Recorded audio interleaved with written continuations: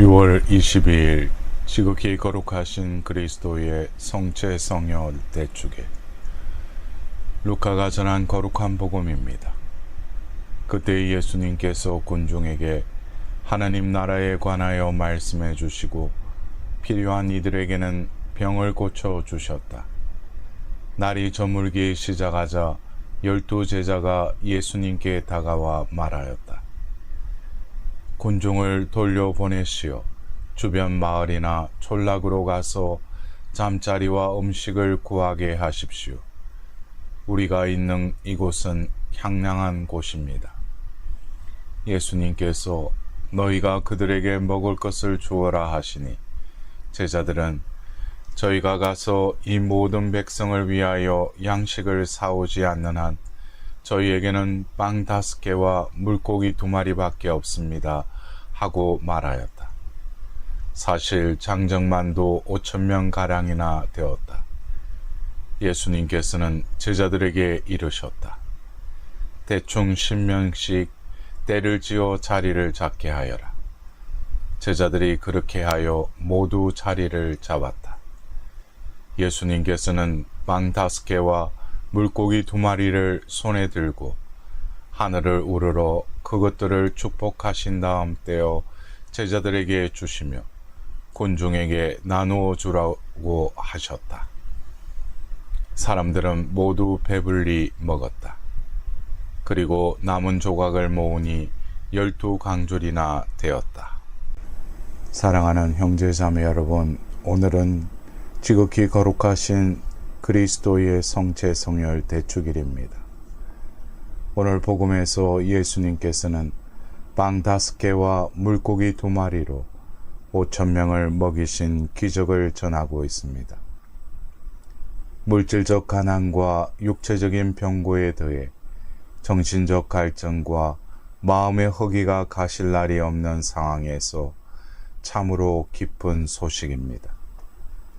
지금 여기서 그 기쁨을 누리기 위해 다시 말씀을 바라보도록 합시다. 먼저 주님의 말씀을 들으려고 군중이 모였습니다. 날이 저물고 배도 고팠을 것입니다. 군중을 돌려보내자는 제자들에게 예수님께서는 너희가 그들에게 먹을 것을 주어라 라고 이르십니다. 제자들이 찾아낸 음식은 빵 5개와 물고기 2마리. 5,000명을 먹이기에는 턱없이 부족한 그 음식을 손에 들고 예수님께서는 하늘을 우러러 감사의 기도를 들으십니다. 그리고 그것을 나누어 주십니다. 여기서 하늘을 우러러 찬미를 드리는 모습, 곧 감사 기도에 사람들을 먹일 비밀이 담겨져 있습니다. 성경의 감사라는 단어의 어원은 선물에 대한 응답으로 어떤 사실을 다시 아는 행위를 뜻합니다. 즉, 단순히 고마워하는 행위에 더해서 내게 주어진 모든 것이 하나님의 선물임을 다시 알을 뜻합니다. 내 손에 빵 1쪽, 생선 1마리가 어떻게 주어졌는지 다시 알고 하늘을 우러러 감사드림에서 5,000명이 먹고 남는 기적이 일어난 것입니다. 5,000명이 먹기에는 턱없이 부족한 빵 5개와 물고기 2마리처럼 세상살이를 위해서는 턱없이 부족한 내 수입, 내 능력 등 삶의 조건들을 보며 실망하거나 무기력해질 수 있습니다. 그러나 바로 이렇게 부족한 모습이지만 하나님의 사랑이 내 삶에 담겨 있음을 다시 알고 하늘을 우러러 찬미를 드릴 때 세상을 보는 내 눈이 새로워집니다. 밥 한 그릇을 놓고 그 속에 농부의 땀방울과 자연의 신비가 담겼음을 보고 이 모든 것이 거저 받은 선물임을 다시 보며 하늘을 우러러 감사를 드릴 때 하늘과 통한 마음은 이 축복을 이웃과 나누게 됩니다. 물고기든 빵이든 아픔이든 기쁨이든 감사하며 나눌 때 기적이 일어나는 것입니다. 배를 채우고 상처가 낫고 위로로 힘을 얻고 다시 일어나게 됩니다. 어떤 사람은 참 많은 것을 나누며 살고 어떤 사람들은 정말 아무것도 주지 않고 인색하게 살아갑니다. 왜 이런 차이가 생길까요? 나누지 못하는 이유가 무엇일까요? 바로 감사하는 마음에 달려 있습니다.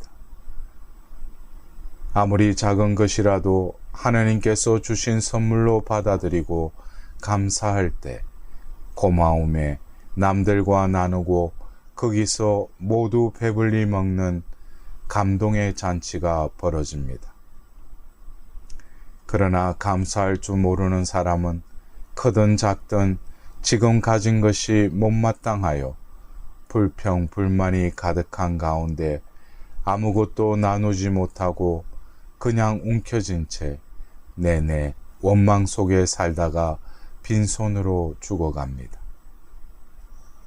내 삶에 감사할 일이 전혀 없다고 투덜대는 이들에게 탈무드는 이렇게 일러줍니다.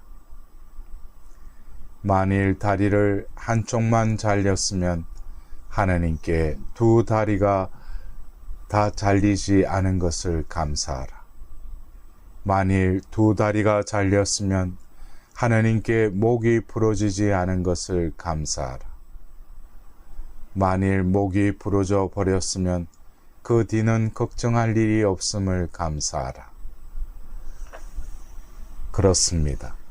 촛불을 보고 감사하면 전등불을 주시고 전등불을 보고 감사하면 달빛을 주시고 달빛을 감사하면 햇빛을 주시고 햇빛을 감사하면 천국을 주십니다. 하늘을 향한 감사의 생각은 그 자체가 기도인 것입니다. 같은 맥락에서 오늘 1독서에서 사제의 축복을 받고 하나님께 11조를 바치는 아브라함 이야기를 들려줍니다. 감사에서 나눔이 비롯되는 성찬례에 대하여 오늘 이 독서에서 다시 강조합니다. 그 핵심은 예수님께서 잡히시던 날 밤에 빵을 들고 감사를 드리신 다음 나를 기억하여 이를 행하여라 하고 말씀하셨다는 구절에 담겨 있습니다. 나를 기억하여 이를 행하라는 주님의 명령에서 기억이란 단어는 과거 사건의 단순한 회상을 넘어서서 지금 여기서 그 사건이 재현됨을 의미합니다. 감사와 나눔으로 일어난 기적을 옛날 일로 회상하는 데 머무르지 않고 우리가 예수님처럼 행하라는 말씀입니다. 형식적인 예식의 반복이 아니라 주님께서 실행하신 감사와 나눔을 우리도 실행하라는 말씀인 것입니다. 주님의 몸인 성체를 모셨으면 성체로 당신 자신을 내어주고 죽으신 희생을 실행하라는 말씀입니다. 그러기에 바오로 사도는 주님께서 오실 때까지 여러분은 이 빵을 먹고 이 잔을 마실 적마다 주님의 죽음을 전하는 것입니다. 라고 이릅니다. 감사와 나눔이 과거에 예수님의 죽으심으로 완성되었듯이 지금 감사와 나눔으로 우리를 내어주는 죽음의 길을 가라는 말씀으로 들립니다. 가진 것을 내어줄 때 죽으신 예수님께서 부활하여 현존하시듯이 우리의 삶이 부활의 삶을 살게 되리라는 말씀입니다. 즉 성체성사에 담긴 이 신비를 주님께서 다시 오실 미래까지 계속하라는 말씀입니다. 이렇듯 과거, 현재, 미래를 아우르는 3차원의 신비가 미사에서 성체 축성 후 우리가 외치는 신앙의 신비입니다. 주님께서 오실 때까지 주님의 죽으심을 전하며 부활을 선포하나이다. 오늘 복음 말씀은 이렇게 끝을 맺습니다. 사람들은 모두 배불리 먹었다. 그리고 남은 조각을 모으니 12강졸이나 되었다. 사랑하는 형제 자매 여러분, 살과 피를 내어주시는 예수님의 사랑이 우리 안에서 재현되면 우리도 주님께서 부활하시어 하느님 오른편에 계시듯이 영원한 삶으로 옮겨갈 것입니다. 배불리 먹고 남는 기적은 그렇게 재현되리라는 약속의 말씀으로 들립니다.